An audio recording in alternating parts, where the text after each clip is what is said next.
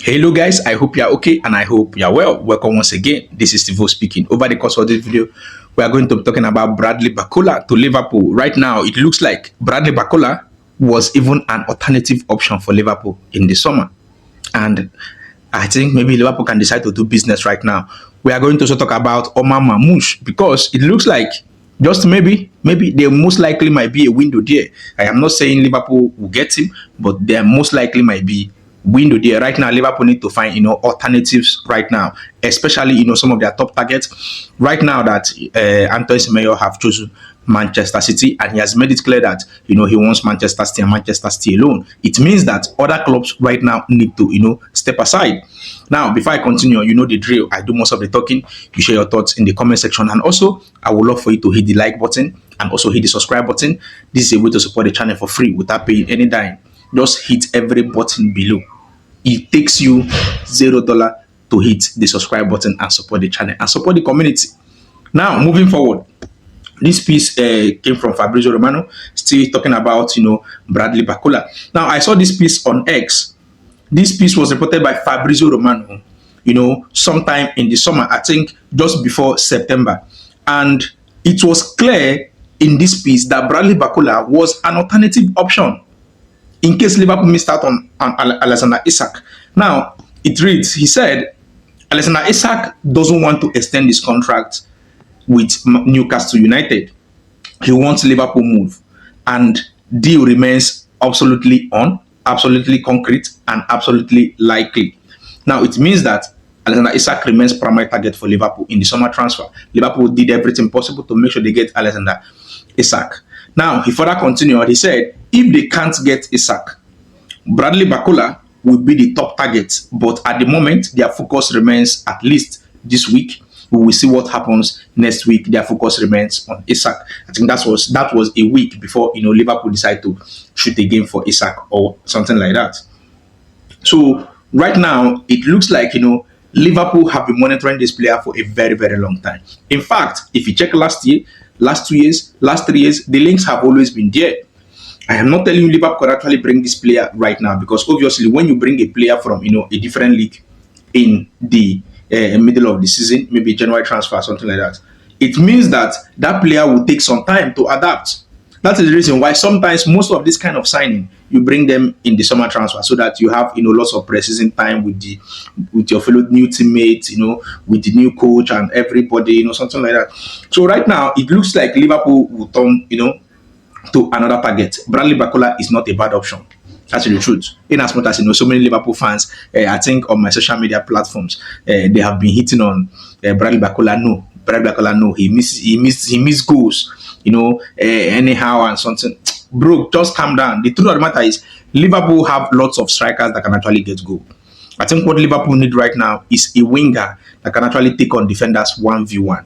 A winger that can cause problem. When you check players like Jeremy Doku, sometimes he's not getting lots of goals, lots of assists, but his impact in the game, especially on 1v1, is always something else. So this is the kind of player Liverpool need right now. And Bradley Barcola is a player that can actually run both, left wing, right wing. I think can play multiple roles. He can play even as a false nine, even as a main striker. So if Liverpool should, push for this player, I think Liverpool right now maybe might decide to do business with Paris Saint-Germain, and I wouldn't regret that. Some of you that have been bashing this player, maybe when that happens, you will give some credit to this player, because I think that is similar situation when Liverpool wanted to sign Hugo Ekitike. Everybody was against it. So many people believe that he was Darwin Núñez Pro Max, Darwin Núñez 2.0, those kind of talks. But right now we have seen that this player is very, very good. Similar situation with Bradley Barcola. I don't know, but one thing is clear: Liverpool must get a new attacking option this summer, this January transfer, because obviously there is no way you will tell me Liverpool can actually move forward with just Hugo Ekitike and Federico Chiesa. The coach does not even trust Federico Chiesa. Right now, Kodigabo got injured, and I think he most likely will play next match. The coach said it's 50-50. Now, the reason why Kodigabo got the injury in the first place, the muscle injury, was because of overload. It means that the game time is too much. Just imagine. And so many Liverpool fans believe that Cody Gakpo is not very, very good. Now he's getting this kind of game time. So I think Liverpool right now need to get another wide player, obviously, because there's no way you overload Cody Gakpo again. It does not really make sense. It does not really make sense. But I think I will leave that to you. Let me know what you think about that in the comment section. Do you actually think this will most likely be a good idea for Liverpool to push, for this kind of players? Just let me know your thoughts in the comment section. Now, moving forward, there is something I don't really understand. I think this Liverpool 420 million pounds spent in summer transfer, or will I say, because some people are calling it 500 million pounds. I think this particular figure is beginning to make so many troubles right now. It's causing problems. Because how will a journalist include Liverpool in a discussion for Vinicius Jr.? As how? And the reason why Vinicius Jr. wants, maybe Real Madrid will want to sell him is simply because of wage. Vinicius Jr. earns something out of this world. I don't think. Well, let me just read it out. I think most likely you will laugh.